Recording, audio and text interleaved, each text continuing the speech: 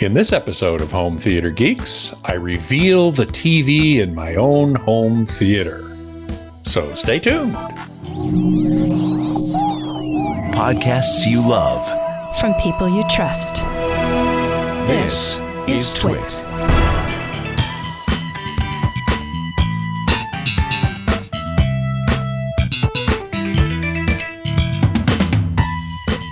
Hey there, Scott Wilkinson here, the Home Theater Geek.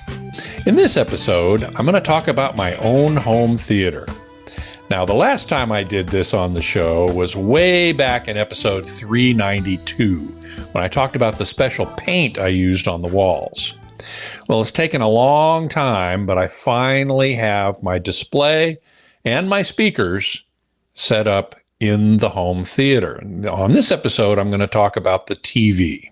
It's the Sony XR-A95L, which is a 77-inch screen, the best flat panel technology available today, period, with really, really superb video processing. Now, I prefer it over the Samsung S95C, which is also a QD OLED. Both of these TVs are QD OLED, quantum dot OLED, which is why it's the best flat panel technology available today. I prefer the Sony over the Samsung, primarily because no Samsung TV supports Dolby Vision high dynamic range. And there's a lot of content out there in Dolby Vision. So I would prefer to have a display that does it. Now, the 77A95L has an MSRP of $5,000. That's an awful lot of money for a 77-inch TV these days. But it's the best of the best and worth it, in my opinion, if you can afford it. So if you can't, then there are other great options, no question about it. But I wanted the best of the best, and being in the industry, I thought that was worthwhile. It's better than a conventional, what's called a WRGB or WOLED TV, which are still great, don't get me wrong, but in addition to the red, green, and blue subpixels, there's also a white subpixel. And the reason that there's a white subpixel is to increase brightness, which it does. However, it also reduces saturation as the picture brightness gets higher. But that means it washes out bright colors. So the QD OLEDs from Sony and Samsung only have red, green, and blue subpixels. So they don't have that white, which means that the colors remain more saturated as the image gets brighter. And the use of quantum dots means that they can get brighter than conventional OLEDs. So that is why I like QD OLED so much. In fact, the Sony won the Value Electronics TV Shootout 2 years in a row, last year and this year.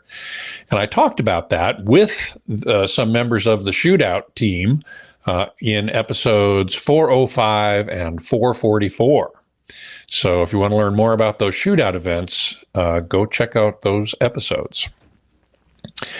So a lot of people would ask me, why not a projector? Why not get a projector and a screen, either an ultra short throw projector or a long throw mounted on the ceiling farther back, and watch it that way?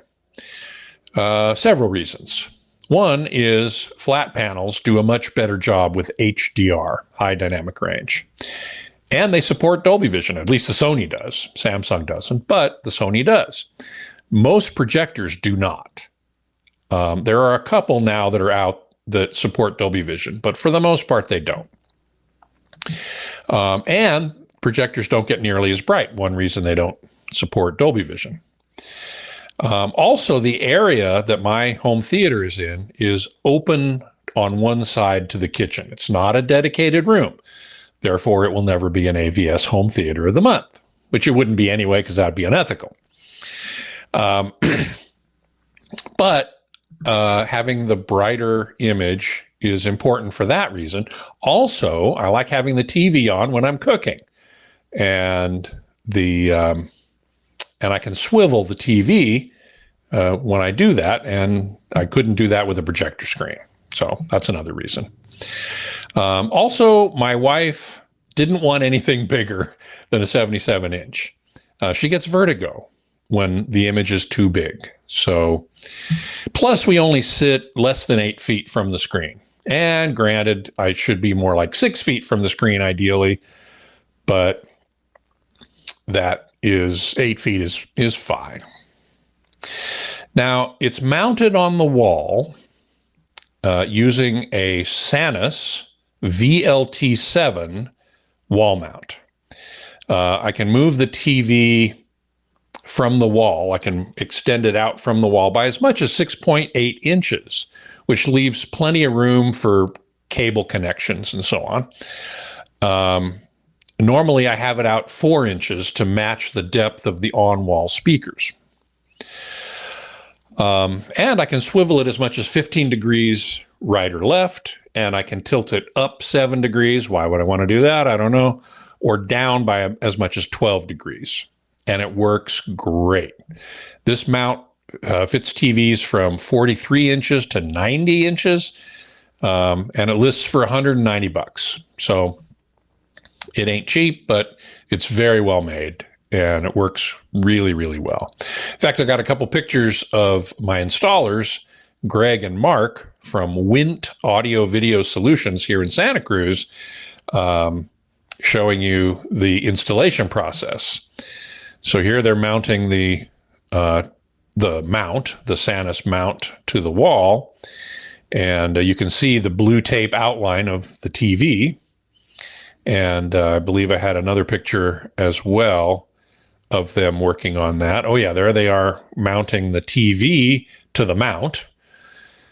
And that's the TV in its box.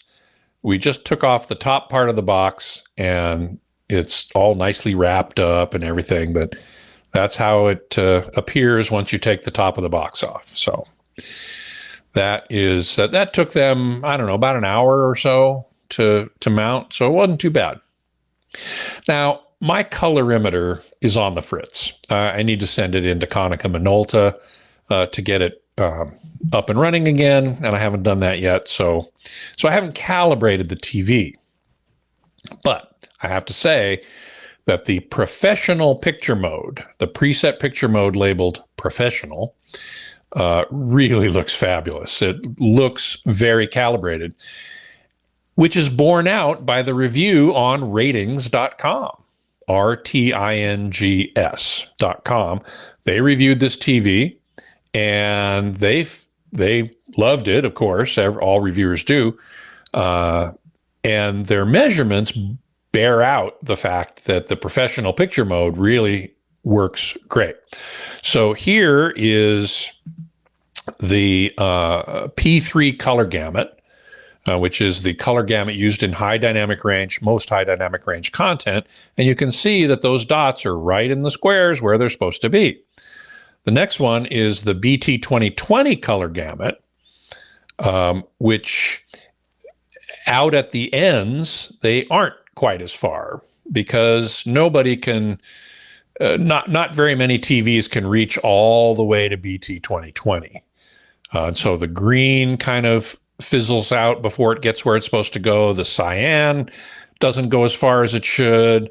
The red and the blue and the magenta and yellow, in fact, get pretty far, but the green and the cyan don't. It's okay because there's no content in mastered in 2020 anyway, virtually none. So P3 just works fine. So the next graphic is the pre-calibration white balance, and this is in the professional mode, and you can see it's still really good. The delta E, the error, is well below 5. It's probably in the 1 to 2 range, and anything under 3 is not visible, not perceptible. So it's perfectly fine. Now, they calibrated their review unit, and the calibration gets even better. The delta E error goes essentially to 0. Similarly, the gamma which is how the TV comes out of black, is quite good, pre-calibrated in professional mode. There's a little bit of a bump at 90% peak brightness in SDR mode, and post-calibration, that goes away. Again, that's not going to be terribly visible. I'm not really worried about it. And then there's the BT709 color gamut, which is the high definition standard dynamic range color gamut. Here it is pre-calibration, and it looks really good. I mean, it's right on the money. Most of the errors are under 3. And if post-calibration, they look the same because the pre-cal is so good. Absolutely. So, I'm not sure I'm even going to bother calibrating this set, to tell you the truth. Now, one other thing that ratings tests is the off-axis performance. So here's an example of off-axis color washout. And you can see all the way out to 70 degrees, almost none. 0. Not quite 0, but almost none. The same is true for color shift. When the hue changes, there's a little bit of blue enhancement at 70 degrees off axis, from 40 to 70, but it's so minor that it's not really a problem at all. Also, off axis brightness. It just falls off a little bit at all these different brightness levels. And man, that's good. That's just great. And it's a good reason to have an OLED anyway, because you can have more people around watching from different angles and they're going to see the same image. I don't have graphics for the black level rise or the gamma shift off axis from ratings measurements, but they were also excellent out to 70 degrees. So off axis performance, great. Professional mode, pre-calibration, great. It's just a fabulous TV. So one last picture to show you the finished installation in my room. Here it is. With the speakers in place, here you see the front, right, left, and center, the subwoofer below the center, 2 small equipment racks, and the TV sitting there, and it just looks fabulous. This photo isn't great, just took it with my iPhone. There's some color up in the upper left corner of the room, which isn't really there. So anyway, that is the story of my TV. Next time, I will be talking about the speakers. And those speakers are from Grimani Systems. Anthony Grimani designed them. And they are something else again, which I'll be very happy to tell you about in the next episode. So if you have a question for me, please send it along to htg@twit.tv so that I can answer it right here on the show. And as always, we thank you for your support of the TWiT network with your membership in Club TWiT, which gives you access to all the TWiT shows in their video form. So if you're listening to this on audio, thank you very much for doing that. But if you want to see the pictures, then please join Club TWiT and get all that video goodness. Until next time, geek out.